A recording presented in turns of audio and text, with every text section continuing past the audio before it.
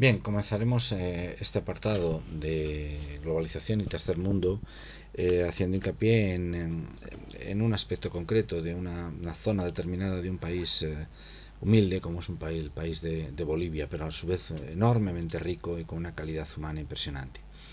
Dentro de Bolivia, bueno, pues desarrollaremos o mostraremos el trabajo que hemos estado haciendo en Santa Cruz de la Sierra, y concretamente en uno de los barrios más desfavorecidos de la ciudad, una de las ciudades más ricas de Bolivia, pero a su vez en una zona concretamente muy desfavorecida, donde la globalización marca esa tendencia desafortunada en cuanto a las consecuencias que derivan, sobre todo consecuencias de tipo social, en los países del tercer mundo. En este caso vamos a ver unas diapositivas del Plan 3000 donde mostraremos un poco esa realidad.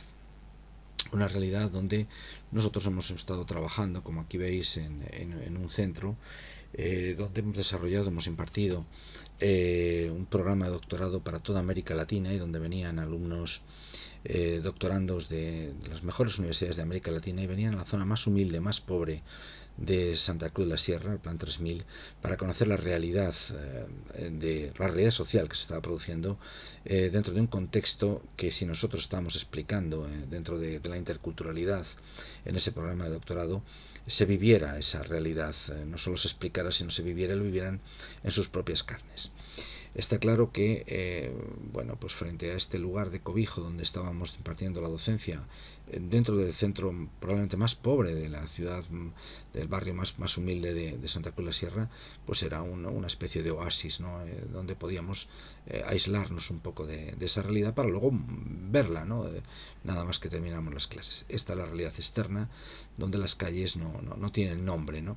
No tienen nombre porque son caminos donde se enfanga el agua, porque no hay canalizaciones de aguas residuales, y la basura pulula por todos los lugares de la zona, ¿no?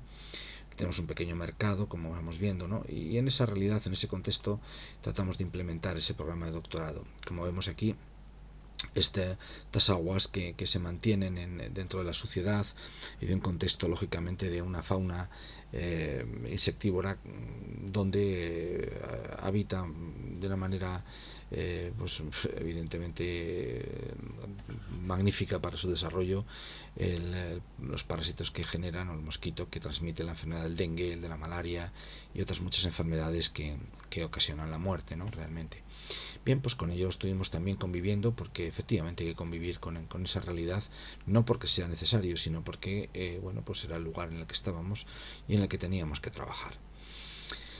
Bolivia y el Plan 3000, pues podemos hablar desde una utopía y una realidad. Aquí tenemos de nuevo la huipala, la bandera de los pueblos andinos, que en Santa Cruz de la Sierra evidentemente generaría un enorme conflicto, porque son los pueblos andinos frente a los pueblos ya del sur de la cordillera, bueno, del este de la cordillera de los Andes, que no tienen nada que ver con estos serían los grupos collas y estos serían los grupos cambas, se odian a muerte. Por lo tanto, esta bandera aquí causaría enormes conflictos, la bandera boliviana y la bandera como símbolos de Santa Cruz de la Sierra, ¿no? Vamos desarrollando y vemos que Santa Cruz de la Sierra es una ciudad concéntrica, se mueve en diferentes círculos que emergen al lado, a orillas del río Piraí, en cuya margen se produjo una inundación terrible, y esa inundación causó un trastorno tan grave y tan profundo en la sociedad y en la economía, que generó un plan que se llamó el Plan 3000 para habilitar 3000 viviendas a la gente más desfavorecida. Ese Plan 3000 ahora ya, digamos que confina a más de 400.000 personas viviendo en una ciudad, en un barrio que estaba destinado solo para 3000, es decir, 100 veces más de lo que se había, de la infraestructura que puede soportar, algo verdaderamente terrible. Bien, se mueven anillos concéntricos. A partir del segundo anillo, tal vez en el tercero, ya desaparecen el nombre de las calles, el asfalto de las carreteras. Nosotros estábamos situados entre el anillo 9 y el 11, que es donde se desarrolla el Plan 3000, ¿no? Bien, vemos que la capital realmente que poca gente conoce es Sucre, aunque la gubernamental es La Paz. Estamos hablando de un país, aunque ahí la población está puesta de 10 millones, estamos en torno a unos 12 tal vez, 12 millones de población, de los cuales el 30% es emigrante, ¿no?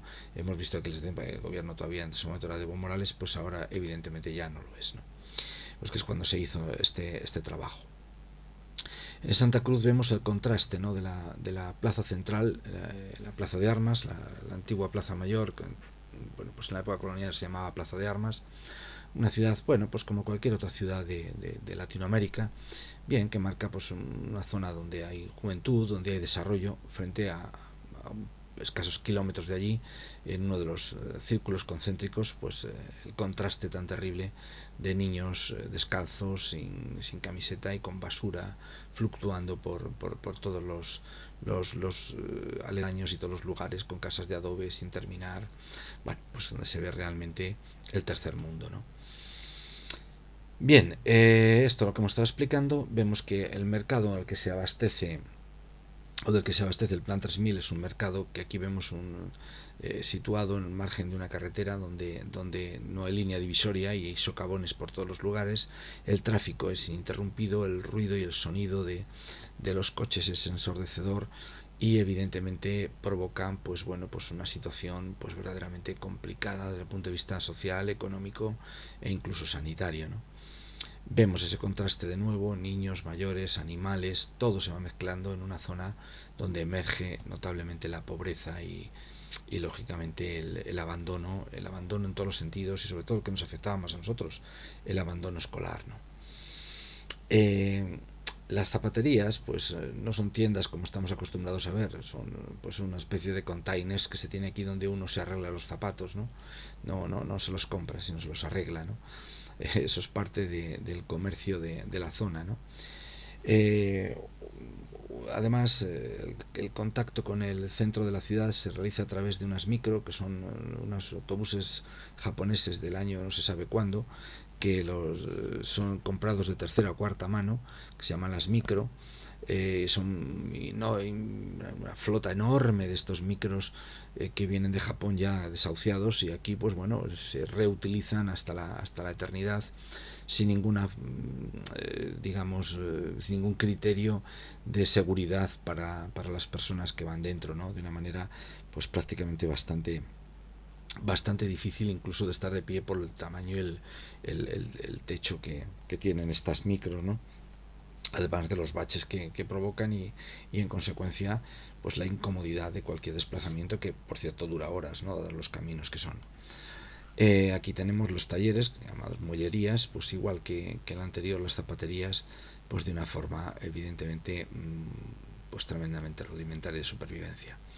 Este es el mercado, un mercado donde la carne, los productos están al aire libre, en contacto con los animales, sin asfalto, con lo cual cuando llueve aquí es un charco enorme que al fluir y pasar los automóviles salpican y salpica absolutamente todo, ¿no? Entonces vemos un poco esa realidad del tercer mundo donde estamos hablando de la globalización, donde uno puede beber y tomar lo que quiera, pero evidentemente en el mercado local, sobre todo en los países del tercer mundo, pues se complica. Vemos ahí cuando llueve la enorme cantidad de agua, con las micros circulando, con baches que no sabes muy bien dónde puedes poner la rueda, con lo cual a veces la mejor forma de transporte es prácticamente esta especie de mulos y de caballos con los carros, ¿no? Que es una forma pues la más pobre tal vez, pero en algunos casos la que te soluciona el problema cuando hace inviable que pase por allí cualquier vehículo a motor, ¿no? Los niños es una tragedia ver a los niños en zonas donde no deben estar y estas niñas en concreto uniformadas del colegio, que salen del colegio buscando restos de comida en la basura donde bueno pues están los restos probablemente de hace días en descomposición y donde pueden encontrar algo para poderse llevar la boca, ¿no? Vemos también a estos niños pues trabajando, tratando de recoger cualquier cosa con la que puedan alimentarse, incluso estos pobres niños pescando en estos riachuelos de agua contaminada totalmente, agua que es agua residual, porque como no, tuberías de desagüe, pues se acumula y evidentemente sus manos con las que van a alimentarse y están cogiendo estos restos, pues realmente son enormes focos de infección, ¿no? Aquí tenemos de nuevo pues un poco este desarrollo de los niños, incluso como también el lado lúdico, preparando un partido de fútbol, ¿no? Un partido de fútbol con unas porterías rudimentarias, pero donde el partido de fútbol se desarrolla no un equipo contra otro, es decir, si se plantea si se juega con zapatos o sin zapatos. Pero aquí la ventaja no es que vayas más o menos en contra de uno de otro, sino si vas con zapatos o vas sin ellos. Entonces son cuestiones interesantes a la hora de ver un poco la diferencia, cómo se plantean estos juegos y estas actividades lúdicas entre los países más desarrollados frente a otros, ¿no? La cara de envejecimiento de las personas es terrible, se ve realmente el envejecimiento prematuro, gente muy joven pero con unos rasgos que demuestran la dureza de la vida, ¿no? Son realmente mayores, parece, ¿no? Y no lo son en edad, ¿no? Las mujeres cargadas con sus niños a la espalda y como gente joven que en vez de estar estudiando o preparándose, pues no son más que yendo de un mercado a otro. De nuevo, gente mayor indígena comiendo en la calle restos y con una cara curtida por el sol y por la altitud, pero que demuestran realmente la dureza del entorno en el que viven, ¿no? De nuevo, estos muchachos cargando a primeras horas del día en los mercados para ganarse el jornal del día, levantándose a las 3 y las 4 de la mañana para poder llevar las cargas de un lugar a otro, y que luego a las 7 a las 8 cuando han terminado pues lo que menos tienen ganas es de ponerse a estudiar porque están con hambre, con sueño y con cansancio, ¿no? Fruto de haber estado trabajando de madrugada y ganándose un poco el dinero, ¿no? Aquí lo tenemos, cuando no, pues niñas o niños lavando coches, lavando los parabrisas de los coches para ganarse unos cuantos bolivianos que les permitan llevarse algo para comer, ¿no? Aquí lo tenemos, los niños en el mercado, pues transportando realmente esas mercancías en vez de estar preparándose para ir a la escuela, ¿no? Desafortunadamente ya hay niños que ya han perdido toda esperanza y ya se han, digamos, pues perdido totalmente, y la única salida que tienen es, porque no tienen ni siquiera dinero para comprar droga, sino es otro tipo de droga, probablemente a lo mejor más dura, pero más fácil de conseguir, que le llaman clefa, que es una especie de pegamento que inhalan y desactiva las neuronas del cerebro, acaban matando su cerebro y acaba evidentemente ocasionándoles la muerte, ¿no? Aquí vemos un poco cómo es esa clefa que llaman, ese pegamento y esa inhalación, ¿no? Vemos un poco más algunas de esas escenas que muestran esa realidad, y dentro de esa realidad hay un foco de esperanza que es, bueno, por lo que está haciendo la ONG Hombres Nuevos, dirigida por el que fue obispo de Palencia, y que, bueno, pues ha dedicado su vida a trabajar allí, a desarrollar actividades de formación de estos niños. Es Nicolás Castellanos, que fue premio Príncipe de Asturias La Concordia, fruto de ese esfuerzo que está realizando, con el que hemos colaborado también y trabajado en algunas de estas actividades, e incluso hemos potenciado que algunos de nuestros alumnos de la facultad y alumnas pues puedan participar allí y desarrollar esa experiencia enriquecedora para que vean cómo estos niños y estas niñas en el tercer mundo se puede trabajar con ellos, es gratificante, es estimulante, y el aprendizaje no solo el que podemos aportar nosotros, sino el que nos llevamos como consecuencia de desarrollar este tipo de actividades en estos lugares es francamente enriquecedor y es una experiencia absolutamente inolvidable, ¿no? Se crean comedores sociales donde las mamás de los niños tienen que colaborar, si no pueden con dinero tienen que ir a cocinar, tienen que ayudar, tienen que colaborar para que esto no es regalado, no es gratuito, no vean que se da, simplemente que todo el mundo tiene que hacer algo para realmente intentar salir adelante, ¿no? Estas son algunas de las madres que luego además reciben pues algunas charlas sobre nutrición, sobre sexualidad, pues para que también colaboren y ayuden en las tareas de estos centros, ¿no? En este caso uno de ellos es el Centro de Bebés Desnutridos de Palencia, en Hombres Nuevos, donde bueno, pues algunas de las cooperadoras o cooperantes, mejor dicho, que colaboran en todo ello, pues aquí les vemos un poco trabajando con estos niños, ¿no? Y ayudando un poco a que puedan vivir en un mundo tal vez mejor, ¿no? Las comunidades educativas, donde las ayudas que recibe la Fundación Hombres Nuevos, eh, antes he dicho ONG, perdón, es una fundación, Hombres Nuevos, pues ha permitido generar como mínimo 52 escuelas en todo Bolivia, y muchas de ellas en el Plan 3000, donde a través de las subvenciones que dan las comunidades autónomas españolas, pues se potencia un poco el aprendizaje de estos niños, ¿no? En estos lugares francamente complicados y difíciles, ¿no? A pesar de todo, hay algunos brotes verdes increíbles, como por ejemplo es la Escuela Nacional de Teatro, que se crea en este Plan 3000, en este barrio tan complicado y conflictivo, y donde se enseña realmente teatro, y aquí han venido a trabajar verdaderos protagonistas del cine y del teatro a nivel mundial, colaborando en tratar de transmitir lo que ellos saben a la gente del barrio, a la gente humilde, a la gente que desde aquí pues está intentando aprender teatro, ¿no? Es probablemente la mejor escuela de teatro de Sudamérica, y ahí la tenemos en el barrio más pobre y más humilde de toda América Latina. La UBA ha desarrollado programas de doctorado y programas de maestrías, como aquí señalamos, de capacitación del profesorado. Pues aquí me encuentro yo con algunos de estos futuros maestros, no ya maestros, pero que les estamos intentando capacitar lo mejor que podíamos para que desarrollaran pues la docencia como nosotros creíamos que podría ser, pero siempre bajo las necesidades que ellos demandaban. Que por eso hay que conocer y estar previamente viviendo allí para ver esa realidad y ver realmente que no se trata de trasladar nuestros conocimientos y nuestro mundo a aquel lugar, sino qué se puede sacar realmente de la experiencia de allí para poder potenciar realmente esas necesidades. De ahí la creación, el origen de la creación de las universidades indígenas, unas universidades que no son competitivas, no son Harvard, Yale, Princeton, la de Salamanca, la de Valladolid, son universidades que buscan el poder activar lo que les da la tierra, el lugar, y potenciar y capacitar a la gente que vive allí para desarrollar mejor tecnológica y profesionalmente los recursos que tiene, ¿no? Es decir, salir adelante, ¿no? Esa es una de esas universidades en las que tuve la suerte de participar, sobre todo en la creación sobre todo en una tesis doctoral en la cual se discutía la creación de la Universidad Indígena Guaraní de Pueblos de Tierras Bajas. Ya se había creado la Aymara y la Quechua, y faltaba la Guaraní, donde una tesis doctoral de la profesora Ampuero, que tuve la suerte de dirigir en la Universidad de Valladolid, además, descubría un poco la realidad de esa universidad, ¿no? Algo francamente interesante. Bien, siguiendo estas políticas que aquí tenemos, pues también los cooperantes lógicamente tienen su tiempo de asueto y de descanso. Aquí les vemos, pues hombre, pues también en el comedor, cuando organizan realmente toda la actividad, que evidentemente comienza cuando sale el sol a las 6 de la mañana y termina casi un poco más allá del anochecer, ¿no? Y que luego pues el tiempo de descanso que tienen ellos, ¿no?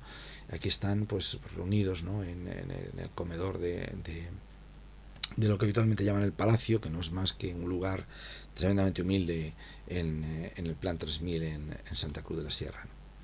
Bien, hablando de estas infraestructuras con las que iniciamos con ese reportaje del autobús cayendo por, por la sierra, por la carretera de los Yungas, que tenemos la travesía hacia la Chiquitanía de Santa Cruz de la Sierra. Ahora ya el puente que vemos ahí es nuevo, pero este que tenían hasta hace poco tiempo, por el cual pasaba el ferrocarril también, con lo cual había que cruzar en determinadas horas para evitar que el ferrocarril, que venía, creo que era desde Brasil, no llevara por delante a todos los automóviles que estaban circulando en este sentido, en esta dirección, ¿no? Los caminos y carreteras, pues en altitudes superiores a los 3.000 y 4.000 metros de altura, en dirección a Potosí, pues muestran un poco la realidad y el parar mucha gente en la carretera, pues para sofocar la sed, para sofocar la altitud y digamos malos condicionamientos de las carreteras. Aquí tenemos el Cerro Rico de Potosí, ya saliéndonos de Santa Cruz de la Sierra, ¿no? Donde es un queso de Gruyère. Aquí prácticamente todas hay bocaminas, entradas a cuevas donde se sigue todavía sacando plata de este cerro, ¿no? A más de 4.000 metros de altitud, ¿no? Aquí lo tenemos. Potosí está a 4.000 y algo, me parece. Cerro Rico ya llegaría a 5.000 casi. Y bueno, pues vemos la entrada a las minas y lo que eso conlleva. Este es el estadio de fútbol de Potosí, a una altitud que difícilmente podríamos jugar cualquier europeo, ¿no? Ya para ir finalizando vemos pues algunas diapositivas e imágenes de Bolivia, saliéndonos ya del plan 3000, como he señalado anteriormente, con bueno, pues manifestaciones indígenas, ¿no? Aquí lo tenemos, de los diferentes pueblos y comunidades tan enriquecedoras de este país, ¿no? Aquí lo tenemos, como vamos avanzando, incluso vamos a llegar, aquí tenemos una imagen que ilustra la globalización, ¿no? Facebook, en una casa ruinosa y tremendamente, bueno, pues que guarda tal vez cobijo solamente para la lluvia, pues ahí dentro sí que uno puede conectarse a internet tal vez y tiene hasta Facebook, ¿no? Es una imagen clara del fenómeno de la globalización y el tercer mundo, ¿no? Bueno, con esto vamos a ir terminando, viendo un poco algunas imágenes de que aparecen en Facebook, de los animales que cruzan los caminos que van hacia la chiquitanía, ¿no? En algunos casos, y cómo pues uno tiene un riesgo vital prácticamente en la mayor parte de las ocasiones. Esta es la plaza central de Santa Cruz de la Sierra. Bueno, pues aquí lo tenemos con la catedral al fondo, ¿no? Y esta es una imagen de la chiquitanía, bueno, de las misiones jesuitas que llegaron a Bolivia y que fueron el foco más importante de la música del renacimiento de la zona, ¿no? Una música chiquitana magnífica que lo veremos luego en un vídeo más adelante, ¿no? Bien, pues el lago Titicaca y las papas o las patatas, infinidad de clases, ¿no? Sobre todo en la zona del altiplano, ¿no? Esto ya es la imagen de indígenas de la zona y con ello pues damos por terminado esta experiencia concretamente en una zona específica de un barrio determinado de probablemente la ciudad más rica de Bolivia, siendo Bolivia un país lógicamente en vías de desarrollo tal vez, pero una potencialidad enorme en cuanto a que en el Salar de Uyuni se guarda prácticamente la reserva de litio más importante del planeta, tiene enormes cantidades de gas, de bueno, pues de importante minería y frutícola, pero la situación es durísima y terrible. Muy bien, pues con esto damos por terminado este capítulo y veremos ahora un vídeo sobre lo que hemos estado analizando hasta estos